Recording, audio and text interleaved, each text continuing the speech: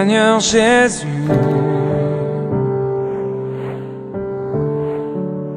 je viens à toi. Oh, tel que je suis, Jésus, prends-moi. Oh, je t'appartiens.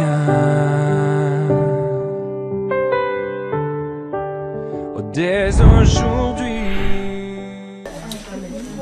Alléluia. Que Dieu soit loué. Acclamons le Seigneur bien-aimé pour cet encouragement pendant que notre bien-aimé Charlie nous entretiendra aujourd'hui. Alléluia. Notre bien-aimé nous communiquera ce que le Père a mis dans son cœur. Alléluia. Donc c'est lui qui nous entretiendra au nom de Jésus. Acclamons pour le Seigneur, s'il vous plaît.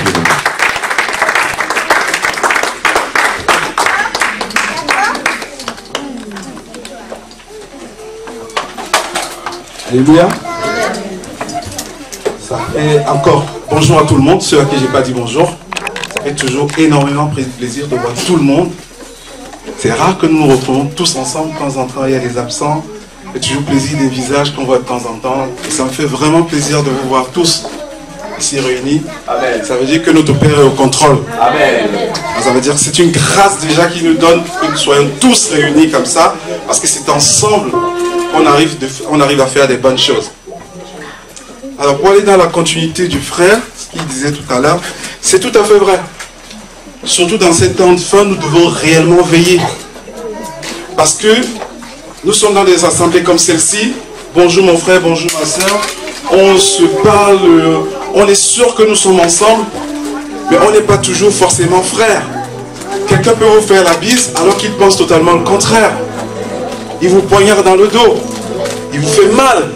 Et il n'y a pas de douleur plus difficile que celle que quelqu'un qui est proche peut vous faire. J'en sais quelque chose parce que je l'ai vécu. Et c'est très important de veiller. Il a eu raison de souligner ça parce que le Père aussi m'a mis ça à cœur. De veiller sur ce point-là. Et surtout de savoir que l'homme peut trahir, mais le Seigneur ne trahira jamais. Amen.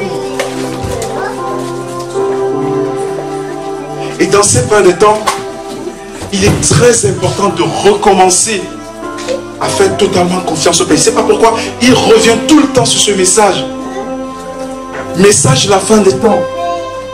De parler de sa parole, le vrai évangile.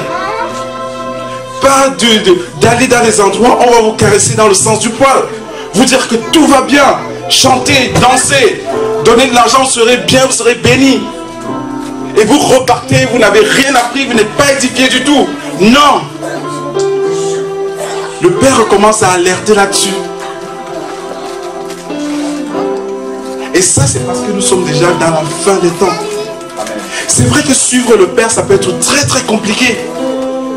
C'est vrai que parfois on peut prier, on prie des mois et des mois, on a l'impression que rien ne se passe. Et le Père, s'il fait passer ce message, c'est pour nous encourager. Pour nous dire qu'il est au contrôle, il suit les choses. Même si nous, en tant qu'être humain, on a l'impression qu'il ne fait rien, il agit. Il veut absolument que nous ayons totalement confiance en lui, mais vraiment une confiance aveugle. Pas se dire, je demande un tout petit peu au Seigneur, en attendant qu'il règle le problème, je vais essayer de voir sur un bishop ici à côté. Non, arrêtons ça. Le Seigneur, il est jaloux. Il ne veut pas vous partager avec d'autres personnes. Amen. Donc arrêtons ça. Je vais vous donner l'exemple d'un homme intègre. Je crois que chacun connaît un tout petit peu l'histoire de Job. Chacun connaît très bien l'histoire de Job. Job était quelqu'un d'intègre, quelqu'un de riche, quelqu'un qui avait tout. Le Seigneur lui avait tout donné. Mais parfois le Seigneur peut permettre qu'il arrive certaines choses, histoire parfois de nous éprouver. Parce qu'il dit en tant qu'enfant de Dieu, un seul cheveu de vos têtes ne peut tomber s'il ne l'a permis. Et par rapport à Job, c'est le Seigneur lui-même qui a permis à Satan de l'affliger. Il voulait voir jusqu'où Job irait. Même quand tout le monde avait abandonné Job, même sa femme était prête à laisser tomber. Il n'a pas renoncé. Qui sommes-nous pour renoncer? Je vais vous faire lire un tout petit passage de rien du tout, mais qui exprime la grandeur de la souffrance que Job pouvait avoir. C'est terrible. Moi, quand je lis ce passage, j'en tremble. J'en tremble énormément parce que si l'un d'entre nous avait ne serait-ce que les 1 millième, je veux dire, les 1 millième de la souffrance que Job a connue physiquement, mais je crois qu'on préférait se donner la mort. Et il a tenu ferme. Et le Père ne nous demande pas autant. Mais ne serait-ce que d'avoir cette foi-là, de commencer à essayer d'avoir cette foi. Et la foi, ce n'est pas seul qu'on peut l'avoir. Demandez au Saint-Esprit de vous donner la force d'avoir cette foi. Amen.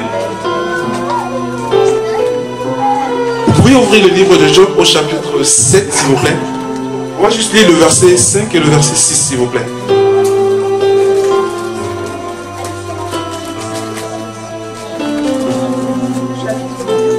Chapitre 7, versets 5 et 6.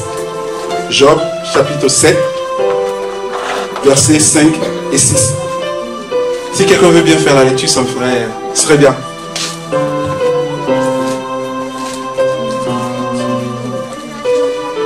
Vous y êtes? Dans Job 7, versets 5 et 6. Ma chair se couvre de verre et de monceaux de poussière. Oui. Ma peau se crevasse et se dissout. Oui. Mes jours passent plus légèrement que la navette d'un tisserand et ils se consument sans espérance. Amen. Amen. Waouh. Ma peau se remplit de verre. Vous imaginez? En train de pourrir vivant. Vous êtes vivant, votre peau pourrie. Les vers sortent de là. Vous devez sentir mauvais. Je suis sûr que s'il rentrait dans cette salle, tout le monde partirait en courant à cause de l'odeur. Ça, c'est ce que j'appelle une souffrance. Bien sûr, elle n'est pas aussi forte que celle que notre Seigneur a connue sur la croix. Mais ça, ce type de souffrance, en tant qu'être humain, si on n'a pas la foi, si on ne croit pas réellement au Seigneur, on va abandonner. On va laisser tomber. Regardez simplement quand vous êtes un tout petit malade, ne serait-ce que juste pendant 3 jours. On croit que on va mourir tout de suite. On croit que la fin est proche. On croit que c'est terminé. Pourtant, on a une petite maladie de rien du tout. Moi, quand je vois ce passage, on dit qu'il avait des vers sur le corps, des crevasses sur la peau. Le temps lui semblait long. Vous imaginez, je vais vous donner un exemple terre à terre. Est-ce que vous vous êtes déjà rendu compte que quand vous tenez une casserole qui est très chaude par erreur, elle vous brûle les mains, 1 seconde vous paraît, je sais pas, 10 ans. Parce que ça brûle, ça fait mal. Par contre, si vous êtes en train de regarder une belle série, vous pouvez regarder pendant 4 heures de temps, vous aurez l'impression que vous avez passé juste 10 secondes. Et quelqu'un comme ça, qui était en plein dans la souffrance, vous imaginez comment le temps pouvait lui sembler long. On lui a tout enlevé. Satan lui a tout pris. Et la famille, et les richesses, et tout le reste. Et l'a affligé de maladie. En gros, tu demandes la mort ne vient pas. Tu souffres tous les jours. Mais il a tenu ferme face au Seigneur. Il a gardé sa foi. Parce que Job avait compris que si quelque chose nous arrive, c'est parce que le Seigneur l'a permis. Et pas autre chose. Amen. Donc le Père essaie d'attirer notre attention là-dessus. Parce que réellement, nous sommes vraiment dans la fin des temps. Et maintenant, il est plus temps d'aller vers la sanctification, d'arrêter le partage, le mélange. Ça, je ne veux pas dire je suis le Seigneur et je m'avais fait autre chose ailleurs. Ça ne colle pas. Ça ne colle pas du tout. C'est pas simplement comme si vous allez voir un médecin, j'essaie un tout petit peu chez le médecin, entre-temps je m'en vais voir les produits traditionnels, on va voir ce que ça donne. Avec le Seigneur, on n'essaye pas. Ou on est avec lui, ou on n'est pas avec lui. Je sais que c'est très très difficile de rester à suivre que le Seigneur. C'est très très très compliqué. Parce qu'on s'attend toujours, et je le répéterai toujours, on s'attend à des réponses charnelles. J'ai demandé ça au Père, même si je ne sais pas forcément ce dont j'ai besoin, je m'attends à ce que le Père me réponde dans cette optique-là. Non! Il est le seul à savoir ce dont tu as besoin parce qu'il sonde les cœurs et les reins.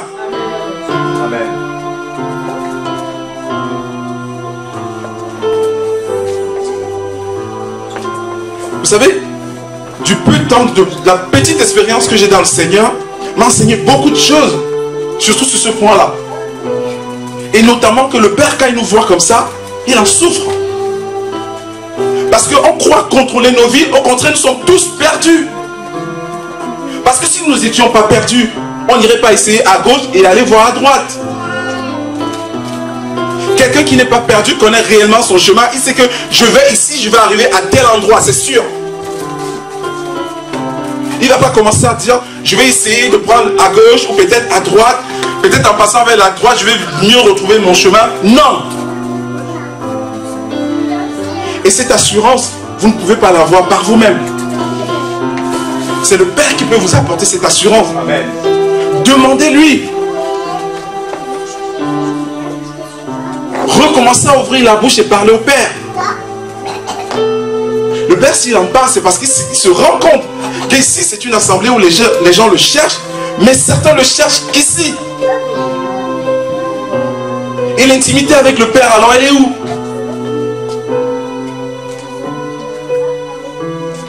Arrêtez de penser qu'il n'y a que le pasteur qui peut parler au Seigneur, ou bien c'est tel frère qui peut parler au Seigneur pour nous. Je suis malade ou j'ai un problème, il faut absolument que je parle au pasteur. Et toi-même, tu as la bouche. Amen. Pourquoi notre Père est mort sur la croix? Amen.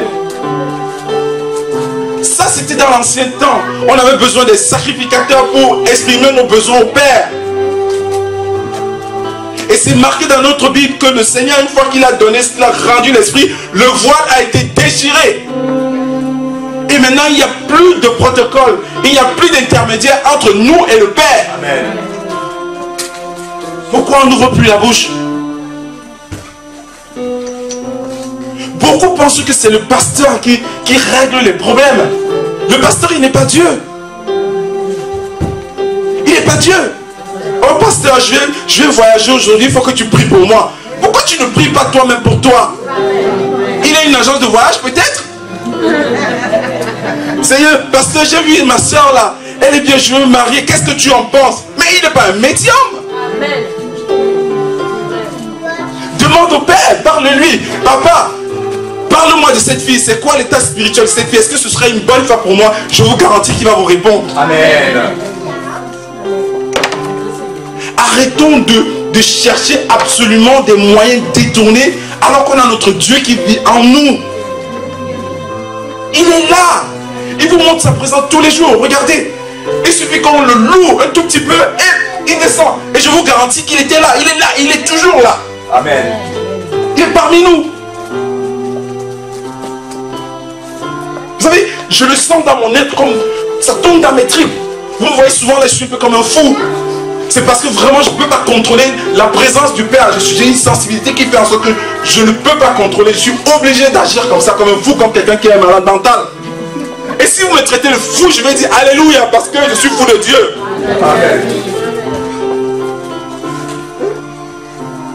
Donc recommençons à faire confiance au Père. Il a les oreilles ouvertes. Il attend juste un peu de votre temps, un peu et que vous lui montrez que vous l'aimez aussi, un tout petit peu d'amour qu'il vous donne tous les jours, que vous lui montrez que vous aussi vous avez un petit amour pour lui. Papa, je t'aime. Papa, je suis content de ce que tu as fait pour moi aujourd'hui. Papa, je suis en vie aujourd'hui, merci, c'est une grâce.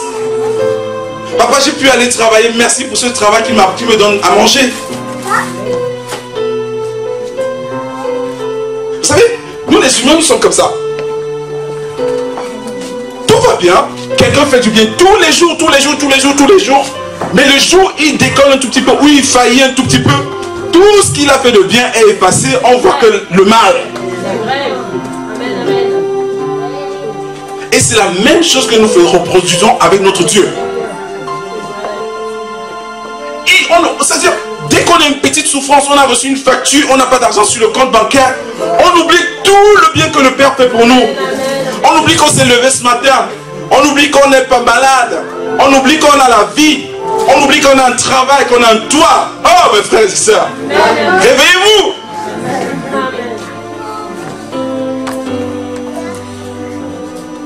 Donc commencez à faire attention aux détails de la vie. La vie, ce n'est pas simplement d'avoir une belle maison, d'avoir de l'argent, d'avoir un bon travail, et ceci et cela. Non, ça ne se limite pas à ça. Vous êtes tous comme poussière, les amis. Amen. Quand vous allez mourir, ce sera pire que Job là. C'est les vers qui vont vous manger. Il va rester que de la poussière et des os. Vous n'emporterez pas toutes ces choses là-haut. Qu'est-ce que vous préférez? Rester ici, vivre un tout petit peu de façon opulente, ou alors, même si c'est difficile, se battre pour avoir une vie éternelle là-haut. Qu'est-ce qui est meilleur? Et c'est des choses que nous avons oubliées. C'est des choses que nous oublions à cause des choses qui se passent dans la vie. C'est vrai que la vie nous écrase, la vie nous afflige, la vie nous... C'est difficile. Et à tel point qu'on commence à oublier c'est quoi l'essentiel.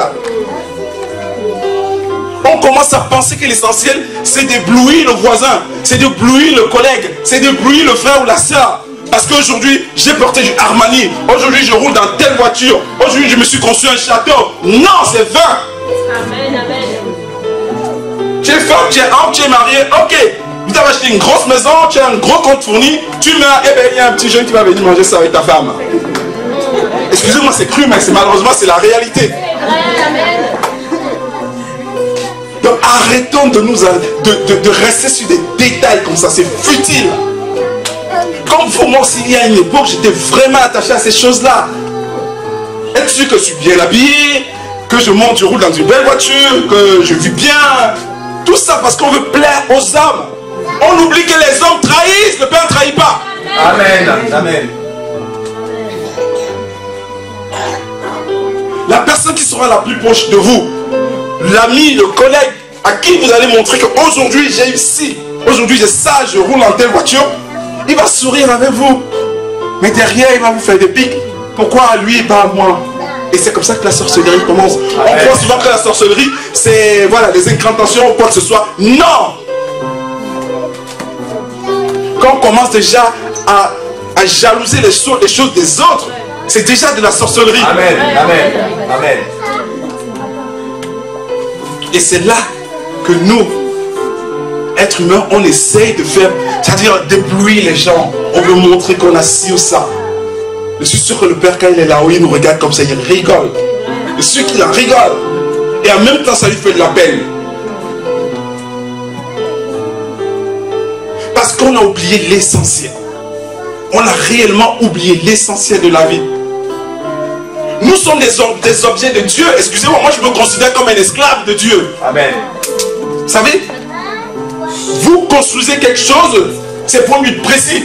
Le constructeur Renault, il va construire une voiture, c'est pour rouler. Dieu nous a construit pour qu'on puisse l'adorer, qu'on puisse le lever. Amen. Pas pour autre chose. Alléluia. Pas pour qu'on le défie.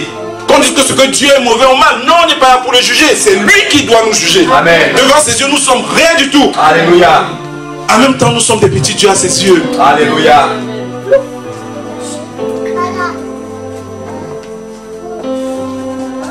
Donc réveillons-nous, les amis. Réveillons-nous. Il dit toujours, et ça c'est une leçon qui m'a prise concrètement, parce que je me posais la question de savoir pourquoi avec certains de ses enfants, de ses serviteurs, il se comporte d'une certaine façon et pas avec d'autres. Et je la répète toujours cette phrase, et je crois que je l'ai déjà dit ici, c'est que le Père est comme un Père normal, comme vous tous qui avez des enfants. Et chacun de vous qui avez des enfants se comporte de façon différente avec chacun d'entre eux. Parce que chacun a son caractère, chacun a sa nature, chacun a son comportement. Une maman qui a ses enfants, on va lui dire que tel de tes enfants a fait telle chose, connaissant son enfant, elle peut savoir que ça peut être tel enfant ou tel autre enfant qui a pu le faire, mais pas un autre. C'est pareil, le Père nous connaît comme ça. C'est pour ça qu'il dit qu'il a sa relation personnelle avec chacun. Ce n'est pas pareil pour tout le monde. Avec Dieu, je n'ai pas qu'on monte en grade ou quoi que ce soit. Non. Je partageais encore ça hier sur la grâce. Ce sont des cadeaux immérités, la grâce. Le père peut prendre quelqu'un qui est vraiment un assassin, un violeur d'enfants, autre, tout ce que vous voulez, qui puisse exister de sale. Il le prend, il le lave, il le nettoie, il le vide, il le remplit de quelque chose de clair. Et ça peut devenir quelqu'un qui prie. Or, toi, le pasteur qui est là, tu pries depuis 20 ans. Tu n'atteins pas ce niveau. Justement, peut-être parce que tu es dans l'impudicité à côté, dans le péché. Derrière, tu suis les femmes des autres, tu fais l'adultère et des choses comme ça. Le Père, il voit tout. Pourquoi? Parce que ces pasteurs-là essaient de plaire aux hommes. Donnez plus, vous allez être bénis. Donnez une offrande de sang, comme certains peuvent le dire. Une offrande de sang. Pour que vous receviez plus de bénédictions. Qu'est-ce que Dieu en a à foutre de nos billets d'argent? Amen. Posez-vous la question. Pourquoi besoin d'argent pour pouvoir recevoir les bénédictions du Père? Et posez-vous la question maintenant, lui va payer à qui pour avoir les grosses bénédictions? Jésus a déjà payé pour nous.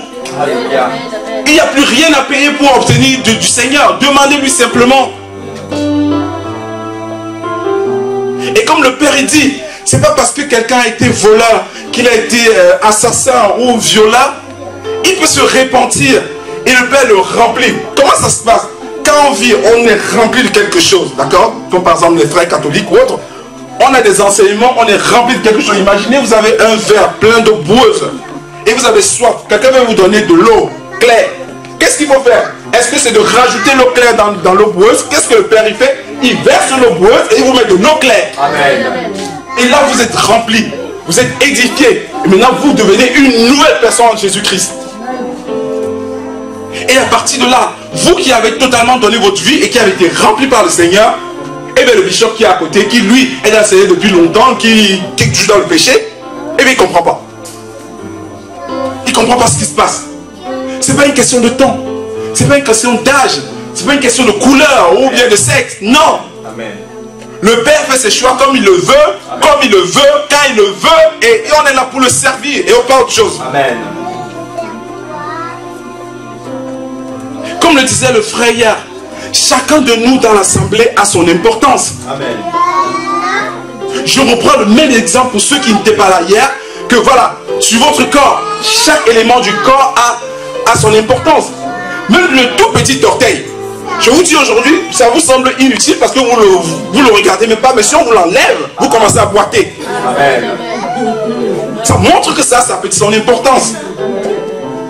Attention, arrêtons de nous négliger. Nous sommes tous importants aux yeux de Dieu. Amen. Et dans une assemblée comme celle-ci, nous faisons partie du corps de Jésus. Amen. Certains sont les yeux de Jésus, il n'y a que lui qui est la tête. Certains sont les yeux, certains sont la bouche, d'autres sont des oreilles, d'autres sont des doigts, des orteils. Considérons-nous comme ça. Et en tant que partie du corps de Jésus, qu'est-ce qui peut vous arriver? Il y en a qui ont encore peur des problèmes dans la vie. Une fois qu'ils sont attaqués, ils ont l'impression que voilà, il faut absolument que j'appelle le pasteur, il va régler le problème. Il va prier pour moi pour que le problème soit réglé. Vous êtes tous au-dessus du malin. Alléluia. Mais vous l'avez oublié. Vous pensez toujours que c'est un homme, quelqu'un d'autre qui va venir faire la chose à votre place. Non. Le Père vous a donné cette capacité. Il a mis Satan en dessous de vous et vous au-dessus. Pas le contraire. Donc relevez-vous. Arrêtez de penser qu'il faut absolument quelqu'un pour régler vos problèmes. Vous avez la force de régler vos problèmes. Amen. Et la vraie, cette force-là, c'est la parole qui sort de votre bouche. Parce que le Père, avec son Saint-Esprit, vous a dit sa parole dans la bouche. Amen. Ouvrez vos bouches. La parole, c'est comme une épée de feu. Et je l'ai expérimenté. Le tout, ce n'est pas simplement de venir ici, chanter, adorer le Seigneur, sautiller et tout. Et ne même pas croire à ce qui sort de nos bouches. Non. Il faut vivre ce que vous chantez. Il faut vivre ce que vous lisez. Et c'est à ce point-là que vous aurez la possibilité effectivement de prendre le contrôle sur vos vies. Le contrôle sur tous les problèmes qui peuvent vous affliger. Le contrôle sur toutes les attaques de Satan. Amen. Parce que vous ne vous rendez pas compte. La parole est extrêmement puissante. Ce qui sort de la bouche, ça peut être du poison comme ça peut être vraiment du pain béni.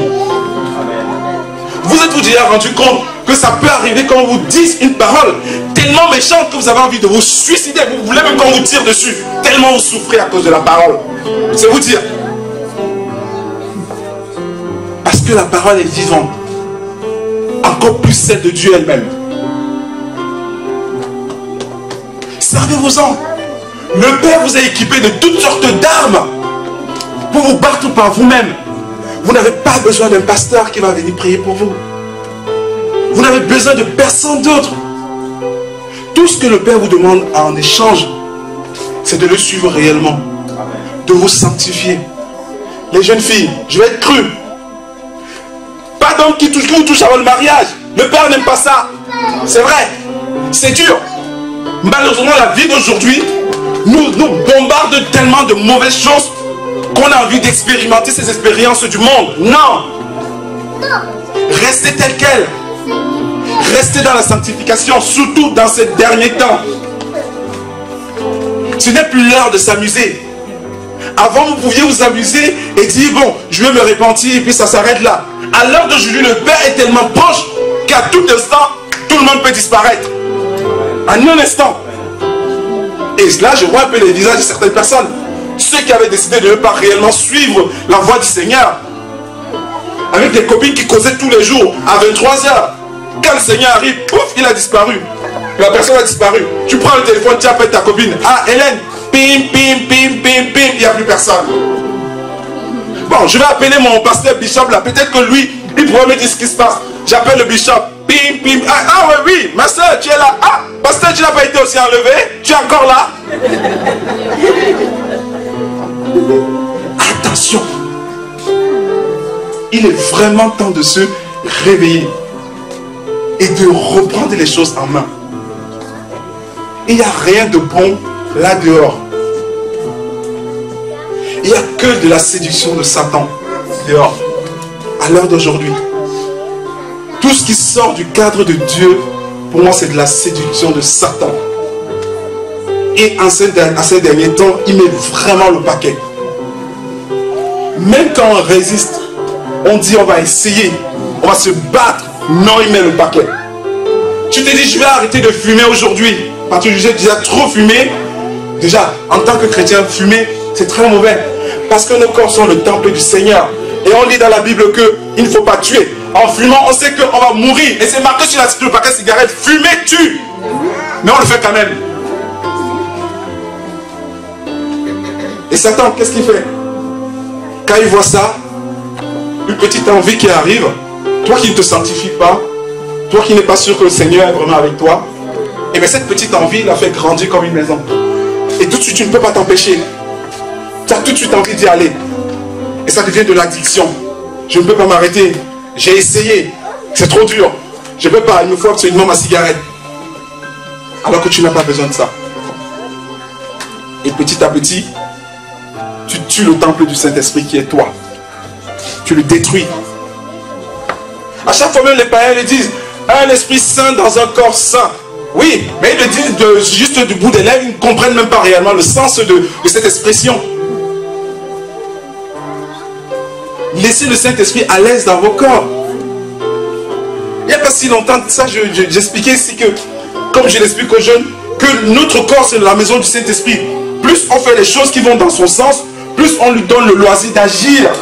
On élargit les murs de sa chambre, parce qu'il a une chambre en nous, c'est comme ça que je le perçois. Il vit dans une chambre où les murs ont une certaine taille. Plus on fait le péché, plus on ferme ces murs-là, on le rétrécit et il ne peut pas bouger dedans. Plus on se sanctifie, on essaie de suivre la voie du Seigneur et il a beaucoup plus d'espace et agir dans nos vies. Donc arrêtons de détruire nos corps. La cigarette, ce n'est qu'un exemple. Ça passe aussi par tout ce qui est drogue, par tout ce qui est alcool, toutes sortes d'addictions, la nourriture même. Vous savez, le tout de s'empiffrer, de prendre du poids, de plus bouger, être là comme ça, ça on détruit notre corps. Parce qu'en faisant ça, on attrape tout ce qui est, comment on appelle, tout ce qui est pression artérielle, tout ce qui est diabète, tout ce que, voilà. C'est des choses, c'est des maladies qui détruisent notre corps. Et en détruisant notre corps, on risque la mort. Et si on tue notre corps, ce sera comme si on a tué quelqu'un. C'est un meurtre. Et Dieu a dit, tu ne tueras point. Donc veillons à toutes ces petites choses. Ça semble anodin, ça semble des détails. Mais c'est en même temps tellement important. Il faudrait qu'à l'heure d'aujourd'hui, à l'heure de la fin, que nous soyons capables de pécher peut-être inconsciemment. C'est la seule chose. Maintenant, les péchés volontaires, non. Il faudrait que ça s'arrête. Et pour que ça s'arrête, il faut tuer le mal à la racine. Ça veut dire quoi?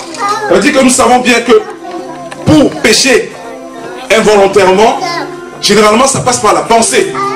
Et ce qui arrive dans la pensée provient de ce qu'on a vu, de ce qu'on a entendu et même ce qu'on a senti.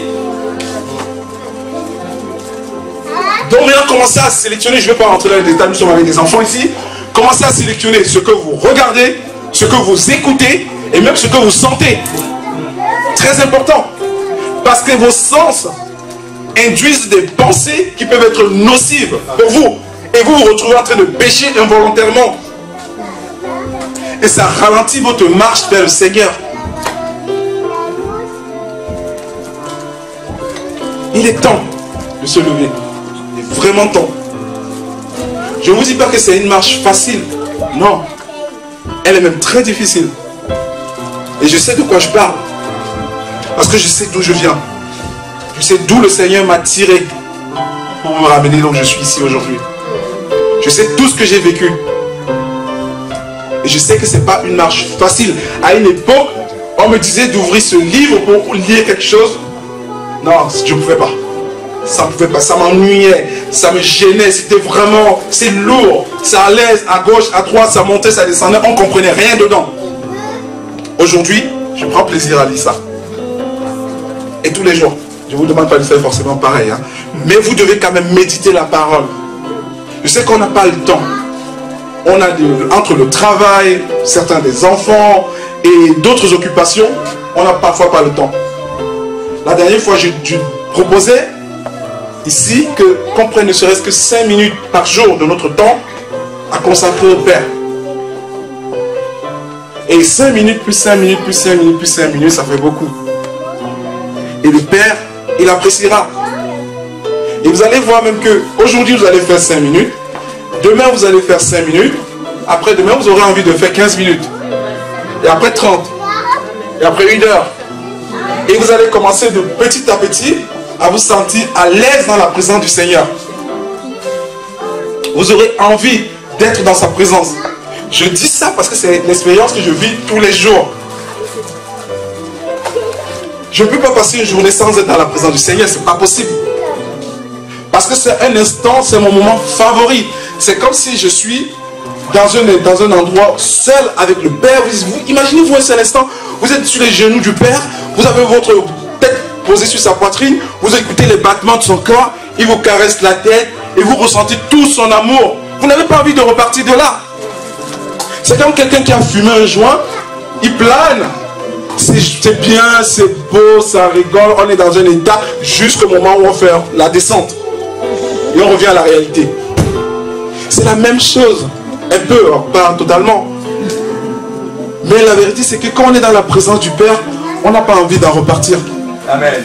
Et pour en arriver à la présence du Père, il faut qu'on commence à lui montrer que voilà, on s'intéresse un tout petit peu à lui.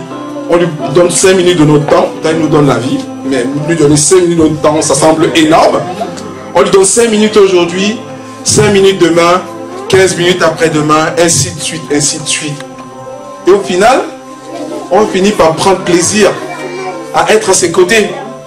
Même ce qui nous gênait, on ne verra plus le temps de la même façon. C'est comme quelqu'un que vous prenez, vous jetez sur une île déserte, il n'y a personne, vous prenez son pire ennemi, vous mettez sur la même île, pendant des années, ils vont devenir des amis. Pourquoi? Il y a eu l'accoutumance, il y aura des objectifs communs. Pour s'en sortir, ils seront peut-être obligés de travailler ensemble. Et petit à petit, ils vont recommencer à s'apprécier. Ils vont recommencer à discuter. Ils vont recommencer à essayer de savoir ce qui les a rendus ennemis. Et ils vont trouver, c'est sûrement la voie du pardon. et pouvoir avancer. C'est pareil avec notre Père. Vous allez lui parler petit à petit, 5 minutes, 10 minutes. Au fil du temps, vous allez commencer à entrevoir ce qui vous empêchait de le faire. La raison pour laquelle vous vous disiez, bon, j'ai pas le temps de le faire. Vous allez commencer à comprendre. Vous allez commencer à comprendre que peut-être c'est Satan qui essayait de vous décourager, de ne pas le faire. Et plus vous allez comprendre ce qui vous empêche de rester avec le Père, plus vous aimeriez rester en sa présence. Et quand on est en sa présence, je vous dis simplement, c'est magnifique. Il n'y a pas d'autre mot. Moi, depuis que je suis né, à part le meilleur moment qui était de dormir, je crois que c'est le meilleur moment pour tout le monde, quand on dort, à part ce moment-là, être dans la présence du Père, il n'y a pas de meilleur moment. Il n'y a vraiment pas. Je sais que ça peut faire peur, que ça peut sembler impossible même. Ou même, voilà, même peut-être on a l'impression que ce sera ennuyeux.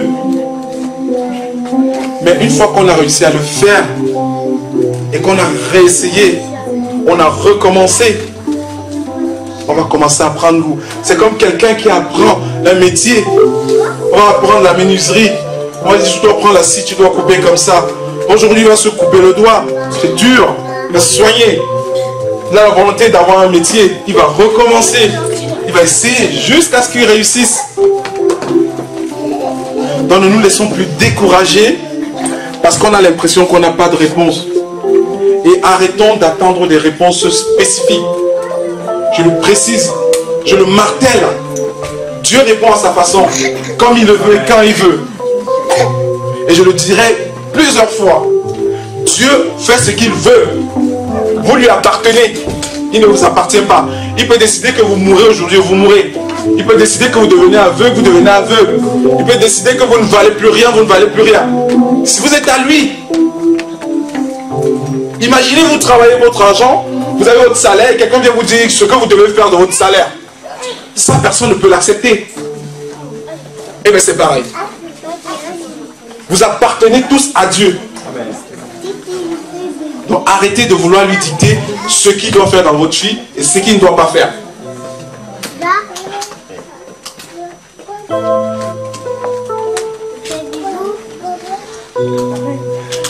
Le Père insiste sur la fin, le retour de Jésus. C'est des notions qu'on ne prêche plus dans les assemblées. Beaucoup d'entre vous vont sûrement sur YouTube pour regarder certaines personnes qui prêchent des choses comme ça pour essayer de comparer. Mais faites attention à ce que vous regardez sur YouTube. Comme je vous disais tout à l'heure, c'est de ce qu'on voit et ce qu'on entend qu'on arrive à pécher. Parce que vous allez sur YouTube, vous allez regarder des choses qui peuvent effectivement vous détruire. Parce que si vous êtes là à écouter des personnes qui passent leur journée à critiquer les autres hommes de Dieu et qui ne vous parlent jamais de Jésus, partez en courant. Parce que dans tout enfant de Dieu, pour tout serviteur de Dieu, celui qui doit être au centre de ce qui se dit, c'est Jésus. Amen. Pas autre chose. Pas être là à regarder ce que l'autre pasteur fait dans son assemblée, dire que peut-être il fait de la magie ou autre chose. Non, concentrez-vous sur ce qui est l'essentiel, c'est Jésus. Quand vous avez un enseignement quelque part, si Jésus n'est pas au centre de cet enseignement, partez en courant. Si vous arrivez à un endroit où vous prêchez quelque chose, autre chose que Jésus, ou son retour, partez en courant. Parce qu'aujourd'hui, l'heure des demi-mesures est passée. C'est terminé. Nous sommes à la fin. Il faut que chacun prenne conscience que Jésus revient. Et il faudrait que chacun ait envie de partir avec Jésus. Maintenant, je ne sais pas ce qu'il y a dans le cœur des uns et des autres. Il y en a sûrement peut-être qui veulent rester avec Satan. Peut-être. Mais en tant que chrétien, si vous trouvez la force de vous lever le dimanche, sortir de votre lit, alors que vous avez votre week-end, vous aurez pu vous reposer tranquillement, passer le week-end avec les enfants, mais vous vous levez, vous venez jusqu'ici, ça veut dire que vous avez quand même la foi. Vous savez qu'il y a un Dieu. Et vous savez que Dieu peut faire tout et n'importe quoi. Vous savez que Jésus revient parce que ça on vous le martèle depuis longtemps. Donc si vous venez le dimanche ici, c'est pas simplement pour venir regarder ce que la sœur a apporté aujourd'hui, dans quelle voiture le frère il est venu, comment il était habillé. Non. C'est que quelque part, vous venez quand même chercher le Seigneur ici. Non, ne venez pas ici pour chercher un homme, ni le frère Stéphane, ni le frère Charlie. Nous ne sommes que des voix. On ne fait que crier. Ce que le Père nous dit de crier. Moi, je me considère simplement comme un messager. Je crie. Je crie, je crie, je crie, je crie jusqu'à ce que ça entre. Jusqu'à mon dernier souffle, je vais crier. Alléluia. Tant que le Père me donnera la vie et pouvoir avancer, je vais crier. Je vais dire que le Seigneur revient tous les jours. Parmi vous tous, il y aura quand même certains pour qui ça va sonner quelque part. Ils vont entendre mes cris. Ils vont entendre. Donc faites attention à ce que vous écoutez. Faites attention aux personnes qui prêchent. Faites attention à toutes sortes d'enseignements que vous voyez, que vous pouvez lire, vous pouvez regarder sur YouTube, vous pouvez regarder à la télé, certains prédicateurs, des choses comme ça. Faites attention. Là, on vous prêche Jésus et son retour. Ah oui, vous pouvez écouter l'enseignement, c'est sûr que là, il y a quelque chose du concret. Amen. Mais là, on va vous dire que vous payez plus de dîmes, plus d'offrandes et vous serez plus bénis, partez en courant. Je sais qu'il y en a certains qui viennent ici et qui peut-être qui fréquentent d'autres assemblées. Toi, mon frère ou ma soeur qui fréquente une autre assemblée, qui vient ici, histoire de comparer, pour essayer de voir ce qui se passe. Écoute bien. Écoute bien. Ici, on ne prêche pas l'évangile de la prospérité. Ici, on ne va pas te dire que tu donnes plus d'argent, tu vas être béni. Ici, on te dit, tu viens ici, tu vas trouver Jésus. Amen. Et Jésus sera au centre de ta vie. Et Jésus revient bientôt. Et il te passe ce message pour que tu sois fortifié et que tu fasses le maximum de ton côté pour être enlevé. Très important l'enlèvement. Très important. Je le redis et à chaque fois que je prendrai le micro ici pour crier, je dirai toujours que je veux voir tous ces visages enlevés. Alléluia. Je prie que le Seigneur vous donne la force de trouver la foi, de trouver un moment pour lui, la force de vous sanctifier, de vous répandre, de laisser les péchés de côté.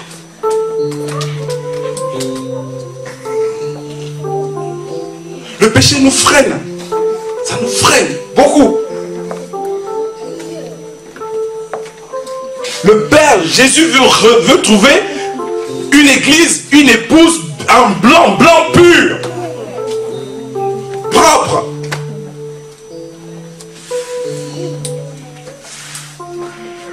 Bon, les amis, le temps nous fait défaut. Et sincèrement, pour le message de fin, comme je dis, je ne pourrais plus jamais prendre le micro sans mettre Jésus au centre, sans parler de son retour, sans parler de repentance, sans parler de sanctification. Parce que c'est des notions qui vont ensemble. Pour trouver le chemin qui mène réellement à Jésus et être enlevé, vous devez passer par ces chemins-là. Ce sont des chemins qui ne sont pas faciles. Ce sont des chemins qui ne sont pas difficiles. Mais ce n'est pas nous qui faisons, ce n'est pas nous qui avons la force. On demande la force au Seigneur directement.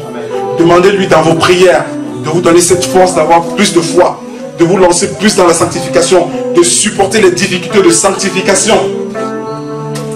Et vous donner le courage de la repentance, d'avoir le courage de mettre les genoux et dire, écoute papa, j'ai péché, souvent je fais ci ou ça, désormais je ne ferai plus. Et de changer.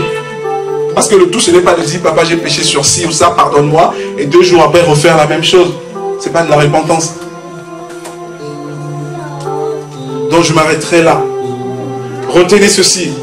Jésus, son retour, repentance, sanctification, c'est le maître mot aujourd'hui. Gardez ceci à l'esprit. Et gardez à l'esprit que vous n'avez pas besoin d'un homme pour vous mettre en relation avec Dieu. Amen. Dieu est déjà en vous. Amen. Il vit en vous. Donnez-lui simplement l'espace pour agir dans vos vies. Juste un tout petit peu. Et vous en direz des nouvelles. Que la parole de notre Seigneur soit bénie.